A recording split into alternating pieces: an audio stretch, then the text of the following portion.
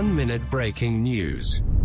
چین کی حکومت نے خنجراب بارڈر تجارت کے لیے سارا سال کھلا رکھنے کی منظوری دے دی ہے۔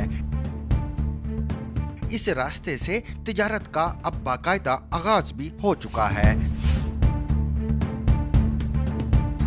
چین نے پاکستان سے برآمد ہونے والی مختلف مصنوعات پر عائد پابندیاں بھی ختم کر دی ہیں۔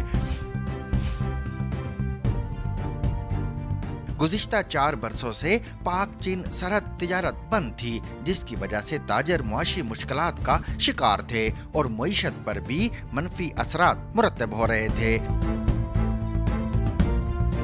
وزیر خارجہ بلاول بھٹو زرداری کے مطالبے پر چینی حکومت کے اس فیصلے کے بعد وزیر خارجہ نے برآمدی پابندیوں کے خاتمے پر گلگت بلتستان کے عوام کو مبارکباد پیش کی ہے۔ Zigzag News.